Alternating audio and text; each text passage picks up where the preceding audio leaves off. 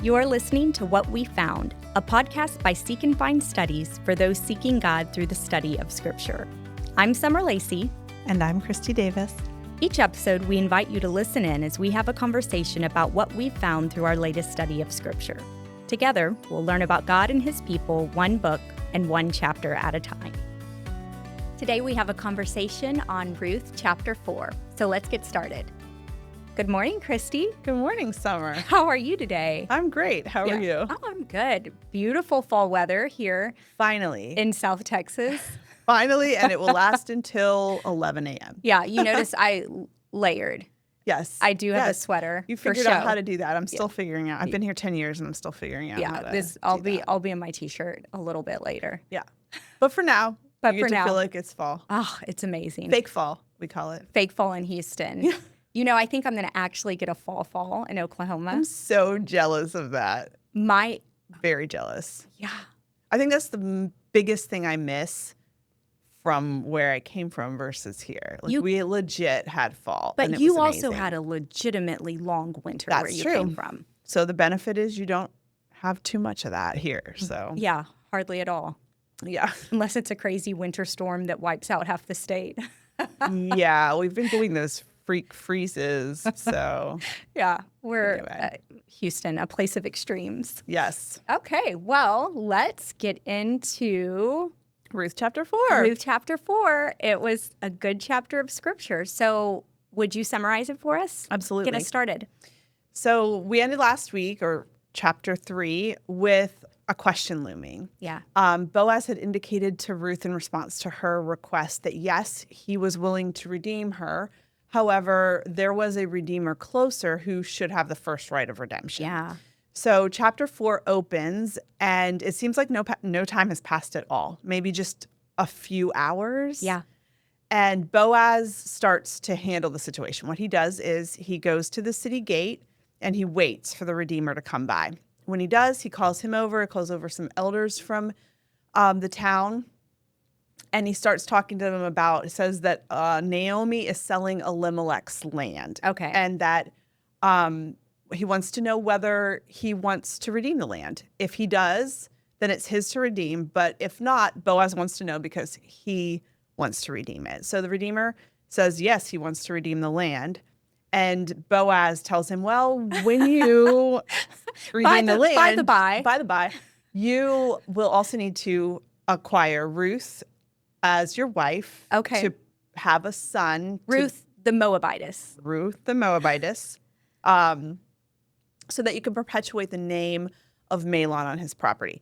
And this causes the Redeemer to change his mind. Got it. He says, this will ruin my inheritance. Okay. So you take my right of redemption. So then with everybody present, he hands Boaz his sandal. They do this, and sandal swap. The sandal swap.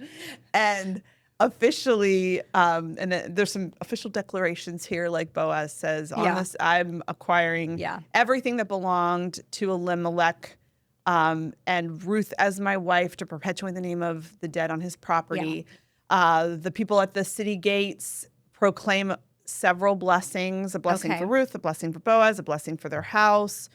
Boaz marries Ruth. The Lord grants conception. A son is born, Obed. Yeah. And the women proclaim a blessing on Obed. And then it ends with, the women also point out a few things. They point out that God had not left Naomi without a redeemer, that Ruth was better to Naomi than 7 sons. We'll talk about that. That Naomi became a mother to Obed. Okay. Yeah. And what else? That he becomes the father of Jesse, the father of David. And the whole book ends with a genealogy from Judah's son Perez down to King David. Okay. That was a thorough summary, Thank if you. I do say so myself. Stellar job. Oh, well, thanks. I'm not so sure. You know what details to say and not. Okay.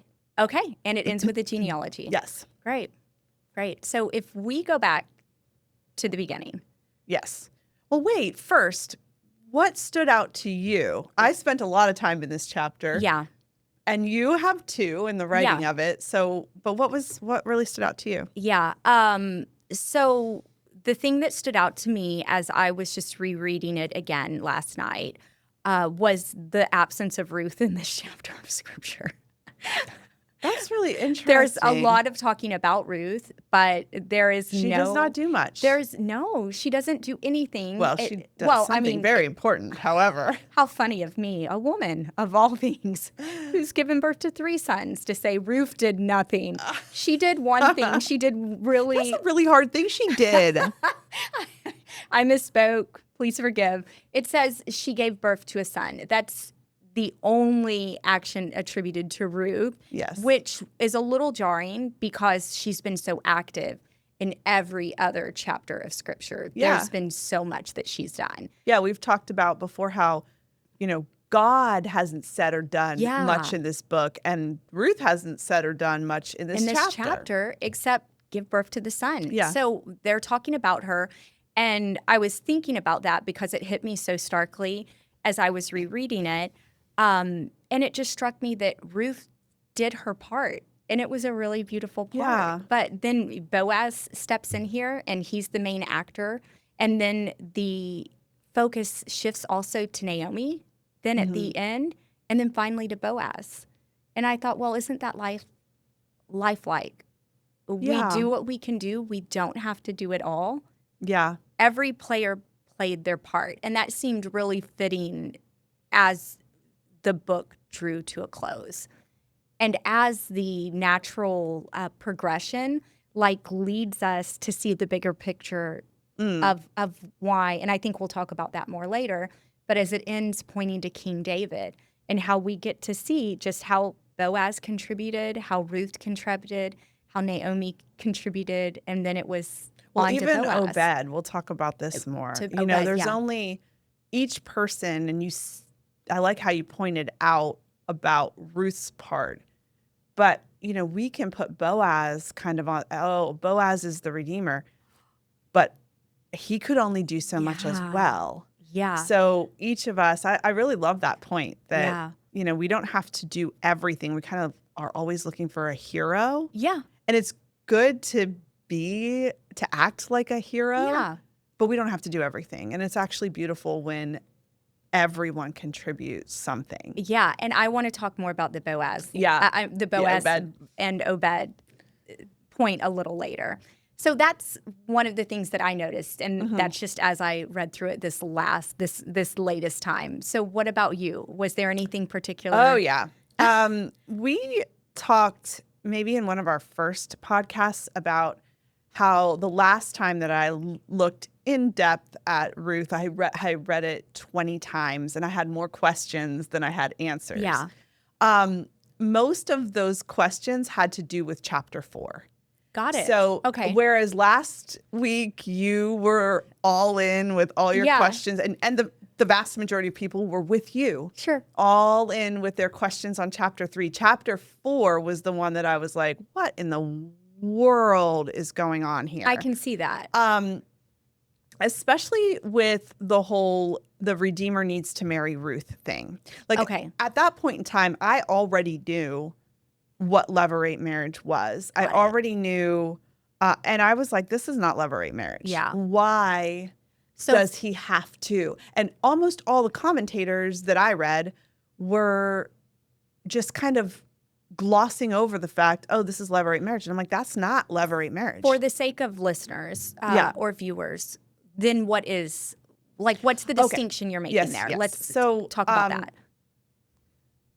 In the law, God gave a provision where if a man died and he had a wife, but no sons, it was very important that the family name would continue. It was important for a couple of reasons. The first reason was when the Israelites inherited the promised land, God had them split it up amongst everyone who existed at that time. Yeah. So it was divided amongst the tribes and then to the clans and then the whole way down to the families. Yeah. Those people received their section of land, and it was to be their section of land forever. Got it. So everybody has this section of land that they're going to continue passing down. And this was important, extremely important. We saw it with Zelophehad's daughters. Yeah. That she's like, our father doesn't have a son. Give us the land. And God had them, he said, you're right. Yeah. His family should receive land. Yeah. It can go to you as long as you marry within your clan. Got it. Or it might be even down a little further than the clan level. And they agreed to that because the land needed to stay within that. So the law says that if a man dies and he has a wife but doesn't have a son, his brother is supposed to marry the woman in order to perpetuate them. So the first son that she has is actually under the name of the deceased dead brother. Got it. Okay. That is levirate marriage. Levirate marriage does not. And that was a law. Like they were supposed to do that. And if the brother who was surviving did not marry and conceive, a lot of shame was heaped upon him. Got it. Okay. For that. Okay, yes. Great. So that was the law. So when Boaz says that this family redeemer needs to do this. I'm like, that's not levirate marriage. Who is this? This is not a brother-in-law. Yeah. Why is he being required to do this? So that was probably the biggest. And this is another reason why you come back to things after you've left them for a while. Well, one, this is a reason why you should not worry too much about not understanding things. Like you wrestle with it, you look for it, you try to figure it out, and then you let it go. Yeah. Because this time coming back, I got so much clarity on this. Yeah. And then also found some other things which we can discuss a little later that in chapter 4. Chapter 4 has been the chapter that I've really enjoyed the most in this. Yeah, I can tell. Well, so the levirate marriage was the thing that stood out to you. Yes. And I think we'll pick up on more topics of that. Yeah. Was there anything else now? Also, when we started writing this study, the thing that I kept kind of trying to figure out was why the other Redeemer believed that marrying Ruth and perpetuating the name of her dead husband would ruin his inheritance. Got it. Like that is probably the thing that I camped the most on. Sure. And I also got a little more clarity on that through this process. So okay. We can talk about that in a little bit. We're going to save that. Okay. Yeah. So then we're going to kind of just go through topically as we work our way through this one chapter of Scripture. So as you mentioned, chapter 3 ended on a cliffhanger. And then the scene opens on Ruth chapter 4, and Boaz, as you said, had immediately gotten down to business. Yeah. But he starts talking about something that, as the reader, we didn't really see coming. Yeah. So, or maybe we just didn't. I mean, I feel like many of the times I read it, yeah. I understood it, but I didn't question it at all. Yeah. I didn't even notice that that's a really weird way to go about solving this problem. Issue. He starts talking about a piece of land. Not even about why? Ruth.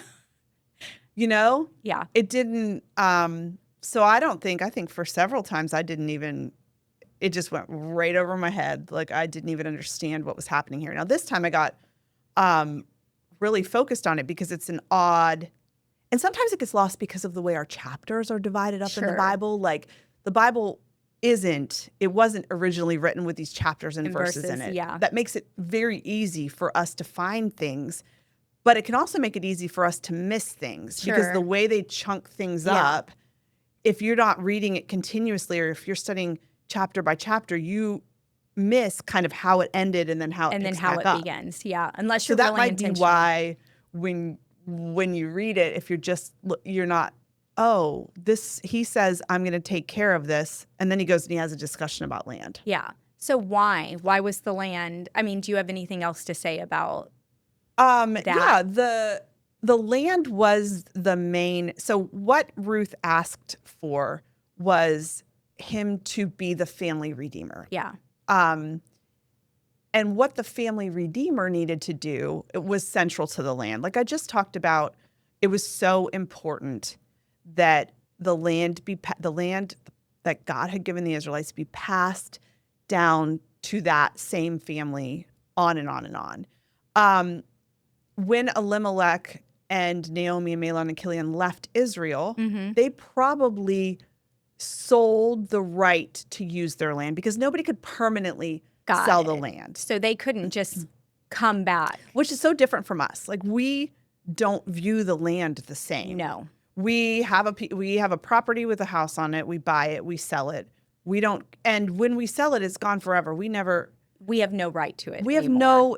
It's just a different way of thinking about the land. The people had no right to sell the land permanently. It was God's land, and that's what the year of Jubilee is about. Every 50 years, whatever you did to mess up your life gets kind of a big reset button. Can I get a year of Jubilee? I would love that. I'll be approaching the year of Jubilee. Meanwhile, I think the year of Jubilee is actually coming up this next year. So we'll see. We'll see if we get a big reset. But when they sold the land, what they were doing was selling the right to harvest the land until the next year of Jubilee. Okay, so what you're saying is you're then assuming that most likely when the Elimelech's family left for Moab, they sold the right to the land. Yes. So the land is likely being in the possession of somebody else who paid money to Elimelech. Got it. Because there's no reason why if Naomi still had this land in her possession, there's no reason why Ruth would need to go glean. Yes. And she'd actually have no right to go glean in somebody else's field when she has her own field. But Naomi didn't have the right because she was not her husband. It was her husband's land. Yes. So Naomi couldn't just go back and do whatever she wanted with it. Right. I mean, if he had left it, if he had not sold the right to use it, then it would have been sitting there unused. Yes. And it did belong to Elimelech. So no one really would have questioned her and Ruth going and taking from the land that belonged to Elimelech. Yeah. So that's highly unlikely. The fact that the land needs to be redeemed shows us that it had been sold in some way. It was under the possession of somebody else. Got it. So the land is what is really needing to be redeemed. Got it. And it's having that redemption. We're looking for an heir for the land in the long term. Got it. And how foreign is that to us? So foreign. That's why we read right over it and we're like, what's going on here? And I really appreciate the amount of thought and time it must have taken to not read right over it. I mean, I think I read over it quite a few times, which is why, like, reading something 20 times, you go and you get your initial answer sort of answered, and then you're like, wait a second. Well, and what's this? That's one of the things that I love so much about Bible study is because do you have to know all of this? No. To absolutely get not. All of these beautiful truths from the book of Ruth or even from chapter 4 of Ruth? Not at all. You should never feel the pressure to try to sink your teeth into every single line of scripture. You should have no expectation of that. No. Whatever grabs your attention, go with it. Press in. Yeah. Because if you find something awesome. Yeah. If you don't, set it aside because when you do find it, you're going to be like all that. Yes. Yeah. I think it's a good for us to stop every now and then when we're having these discussions and we're going in so deep on something that you're like, well, I never even thought that could be important. Yeah. To just give you permission to, when something, Christi, you always say, if it draws my attention, I go there. We believe that the Bible is living and active, so that when something draws Christi's attention, when it draws my attention, that's the Spirit of God saying, hey, look here. And it's sort of like an invitation. Yeah. Which we're welcome to accept or we're welcome to just let it float by. Yeah. You know? Yes. I'm always happy when I stop and I pause and I do a little bit more looking at it. This last time, and I think we were talking about this last night, I've spent a lot of time staring now at inheritance. Yeah. And the Jubilee was like, the Israelites literally could not lose their inheritance permanently. How much does that not look like we cannot lose our salvation? Is that First Peter? Does that come from your inheritance is kept forever? Yes. It's imperishable. Yes. So it's just another way that when we dig in and we see the Lord it was not their land to lose. No matter how much they messed it up, in 50 years, they didn't have to dig themselves out of the debt that they had. They were going to get that land back at that time. It was like, I think I could spend a lot of time just thinking about that. I can't even imagine how deep those spiritual implications. Yeah. Right. It's like, just knowing, oh, well, there's so much more there. Yeah. You dropped that on me last night and I could barely wrap my mind around it. I was like, oh, there's something there. Yeah. I can't even imagine what that must be. I mean, and it makes me think, because we spent a lot of time on the inheritance in Joshua. Yes. And that's been a while now. Yeah. So it was bringing back up thoughts on, inheritance. Like, we think of inheritance like somebody giving us something. But in Joshua, they had to go fight for it and maintain it. Yeah. And here we see that if you mess it up, it's still going to come back to you at some point, not without hardship. Like, you have a lot of reason why you wouldn't want to mess it up. Yeah. But all is not lost, Yeah. Like, it's these God principles are just really fascinating and mind-blowing. Yeah. That's incredibly gracious. So let's continue working our way through the text. And we have very far. Christi, what do we think about this other Redeemer? Let's chat. The other Redeemer. Well, so this was when we started writing the study. How he would be ruining his inheritance really had me scratching my head. Yeah. Like, why?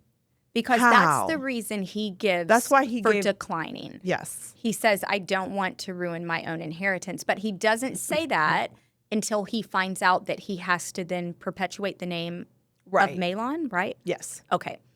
Yeah, because so I spent a while just like, well, why is one scenario he's okay and one scenario he's not? Like, and there's a million ways that could play out. Sure. Like, he could, I thought about, what if he's already married? So, like, this is another point we should point out.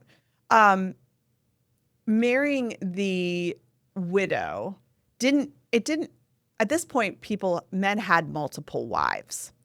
And the whole idea of marrying someone else was just another set of responsibility. So, I mean, we see that a lot. We saw that with Jacob, had like 4 wives. We see it in the next book of the Bible, in 1 Samuel. Hannah is one of 2 wives. Yes.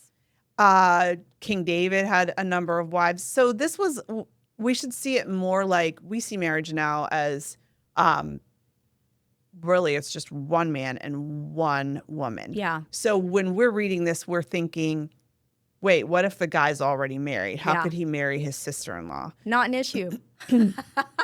Yeah, not an issue. But it is a whole other set of responsibility. Yeah. Like, you need to care for this person. You need to produce a son for this person. So it's a whole different set of responsibility. So when I was thinking about this, I was thinking, well, he might already be married. He might not have a son yet.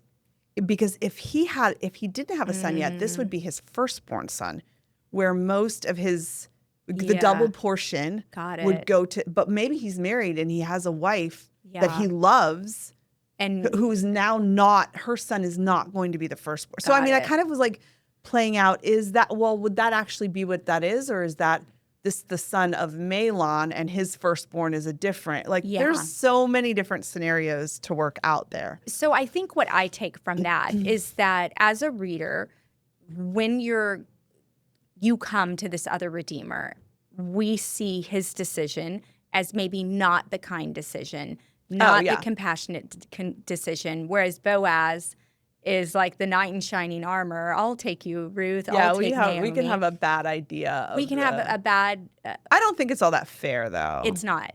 It's not fair.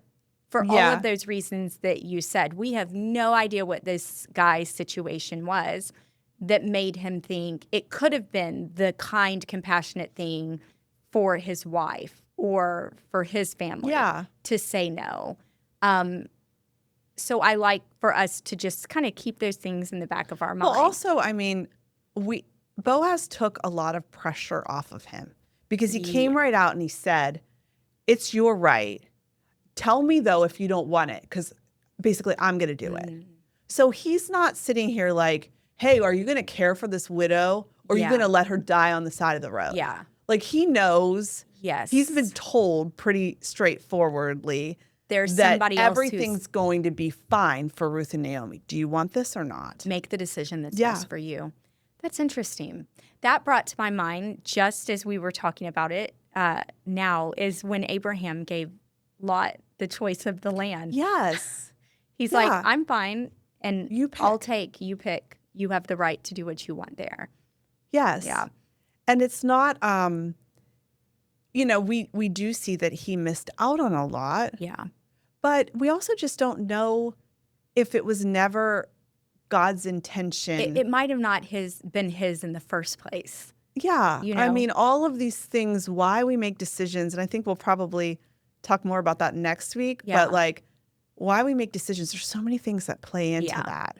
Yeah. And we're not really told much of anything. So all we know for sure is there was some reason why this would be detrimental to his family. And that's the reason that he chooses. Now, maybe he is being a little greedy. Maybe. Like maybe he just doesn't have near as much money. Yeah. To take his money, pay for this piece of land, and then give it away. Yeah. At some point. Maybe he just can't afford that. Yeah. And maybe then support Boaz, the extra family members. Yeah. In the meantime. We don't know.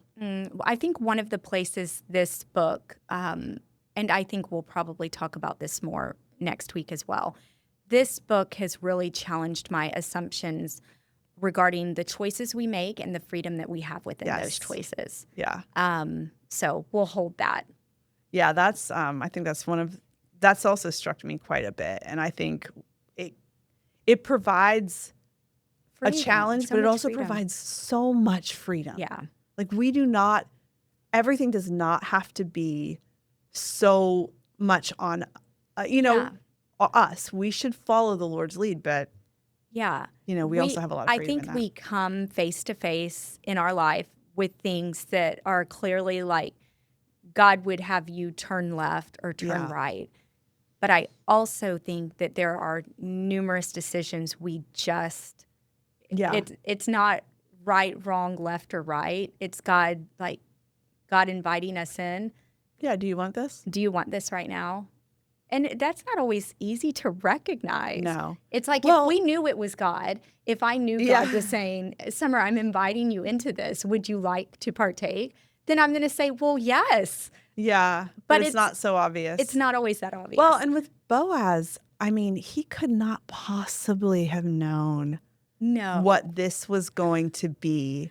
And, it's just, we just don't know. So I wonder at what point in time these people were relatively unknown. I mean, the only reason we know their story is because it made it into the Bible. Yeah, they were not They had known. no reason to think that they were famous or anything like that. And yet, or that there's these long-reaching, these long-reaching implications. Like, how many things in our life do we just make a decision about that has a long, far-reaching consequences that are positive? Yeah, just like this was positive. Well, and it makes me think how much more reliant we should be on the Lord, and on the ability of His Spirit to speak to us and guide us.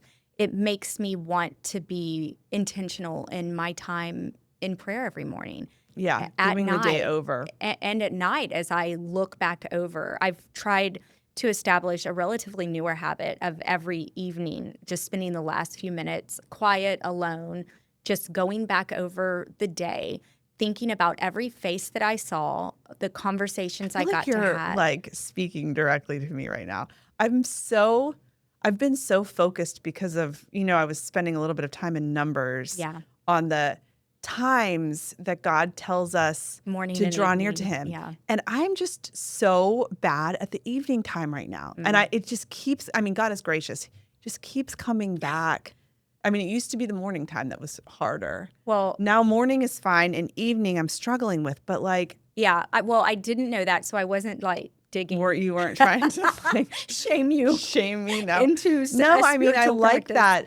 It's been on me to figure out how do I get myself to do this thing I want to do that I keep Well, if we want to get better at recognizing where the Lord is, you should see this as an invitation. We're going to have to be walking by the Spirit. Yes. And the only way we to give him the can time. do that is if we're being intentional, if we're more aware.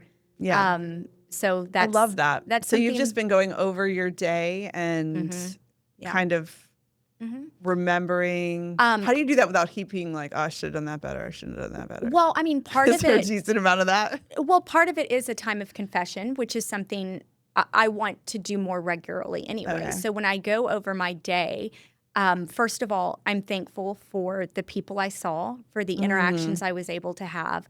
I can also reflect on things that didn't go well. What was my part? What contributed to that? Lord, I'm sorry for this, or I'm recognizing I tend to do poorly in these situations. So it's just helpful. Interesting. And then asking, God for protection over the night and then grace over the next day.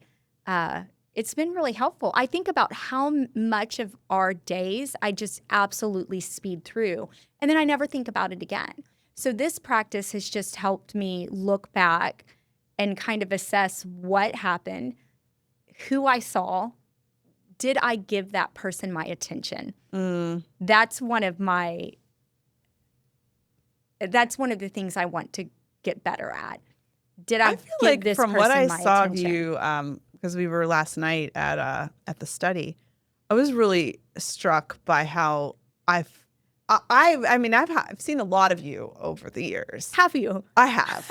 And I was really struck by, you seemed very present. You seemed so maybe this is even impacting you Well, there was a few reasons for that. First of all, you were teaching, I wasn't. So that always frees up 100 gigabytes of brain storage. Yeah.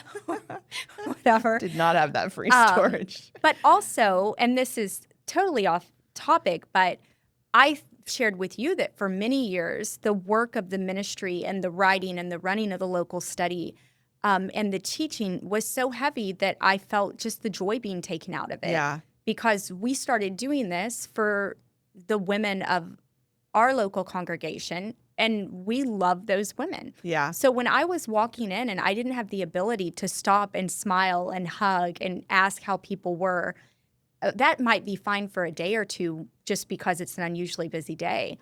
But if that goes on for an entire semester, it's time to reassess. What are we doing? Right. Why are we doing this? Yeah. Well, I still think it's part of your practice too. Okay. Well, thank you. Thank you. Okay.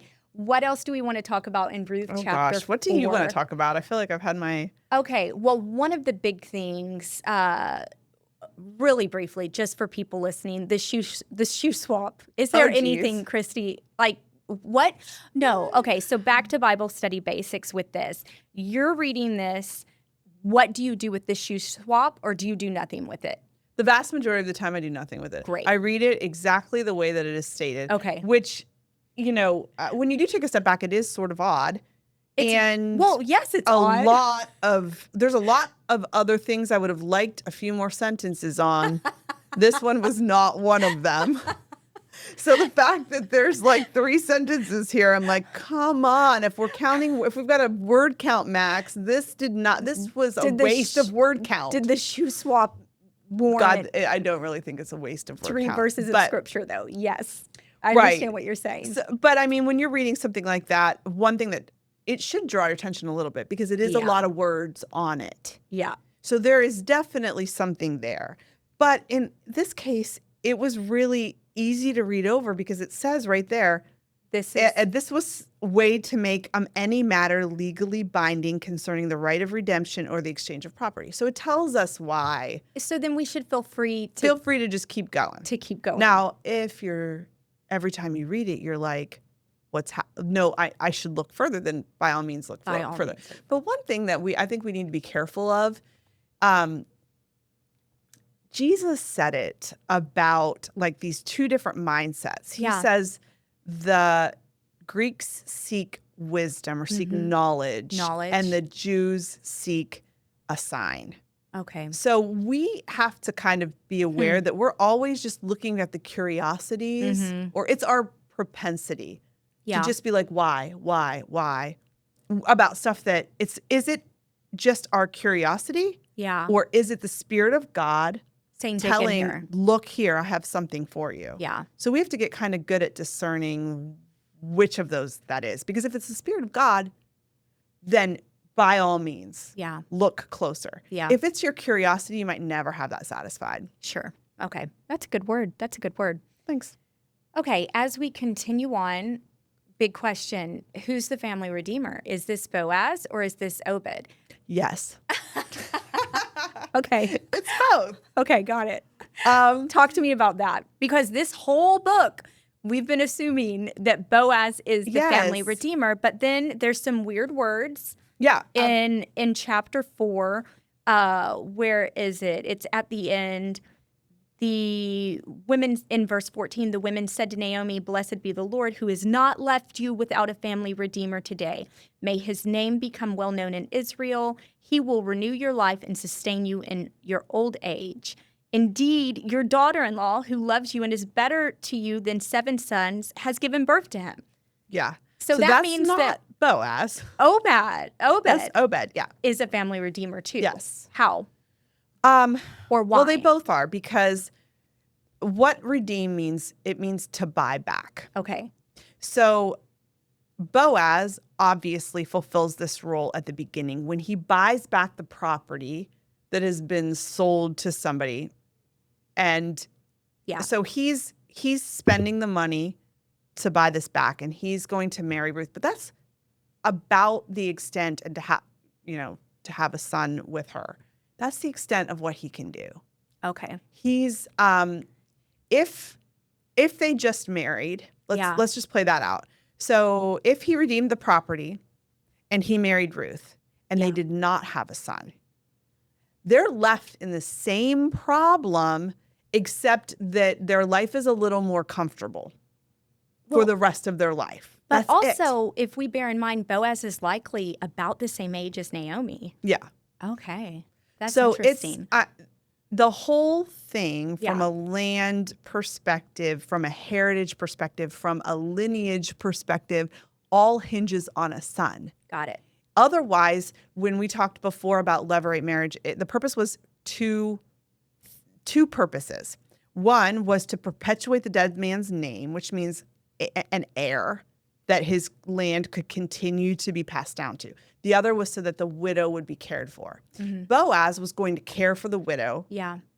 But without that son, there's the nothing. Line could not be perpetuated. If they didn't have Obed, then it still dies. The whole thing still dies with Naomi and Ruth. Yeah, so it wasn't about the next 10, 20, 30 years. It was about a whole other generation. So he does a step. He does exactly what he can do. There we go back to that. There we go again. And he's willing to take care of them. He's willing to redeem the land. He's willing to have a son with Ruth, but the son is what is necessary. Got it. So then we have 2 redeemers. We do. We have Boaz as a redeemer, and then we have Obed. Yeah, and Obed, I mean, he's going to be the one that receives the property. He's going to then go on to have all of these other descendants, including King David. Yeah.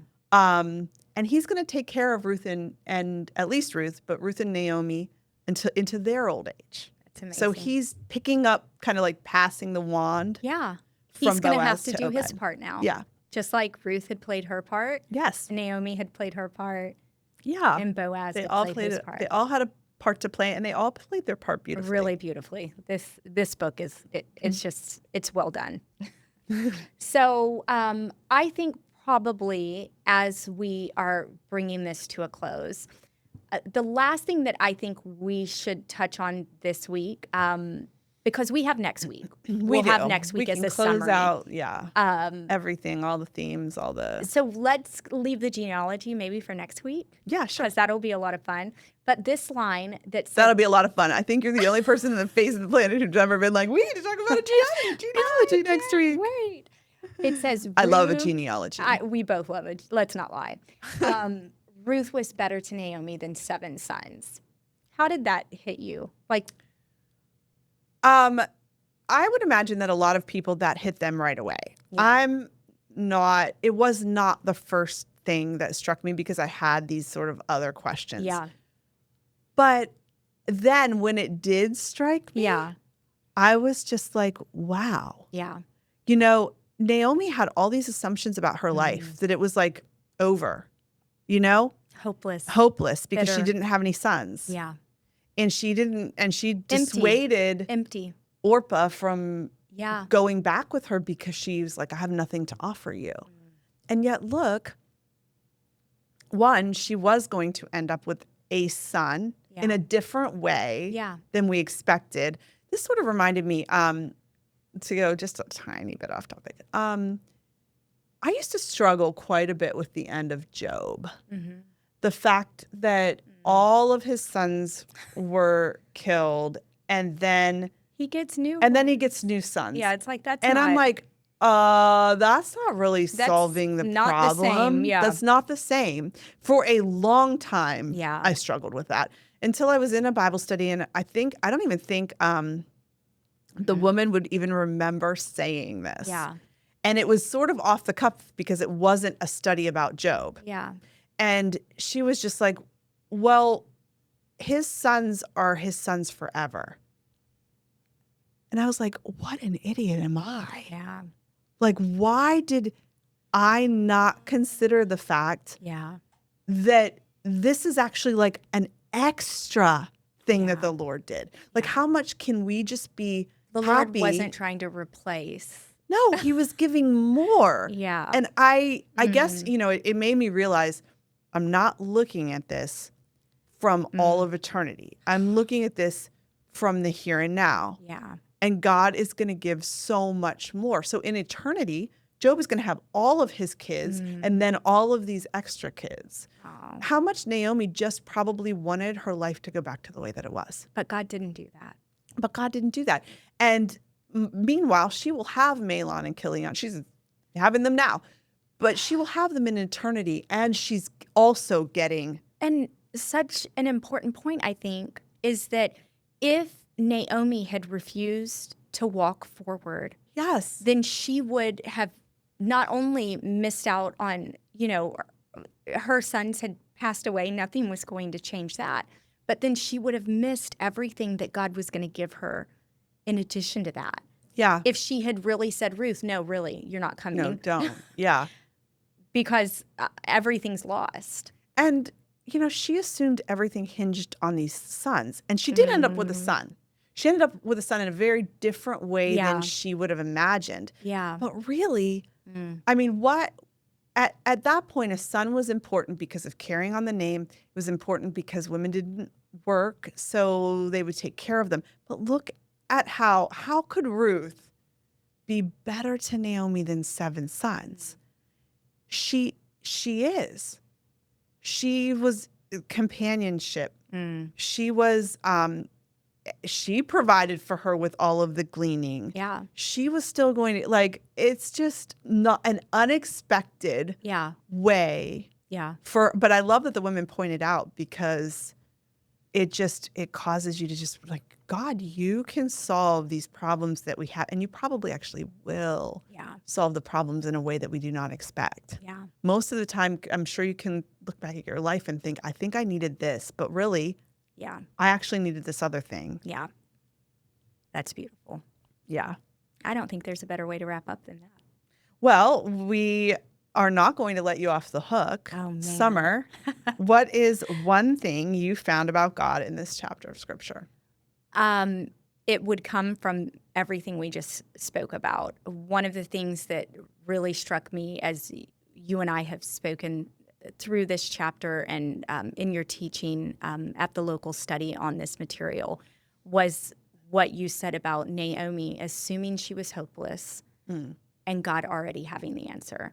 So it would be just the sovereignty of God over all of these events. Like if you look from the beginning to the end of this book and you see how Naomi's situation and how her life changed and then how God was going to orchestrate that to set up this line for a king and that king would come from a poor Moabite woman and how that Moabite woman in so many ways also represents the fact that God was going to graft all of these Gentiles into the part of the people of God.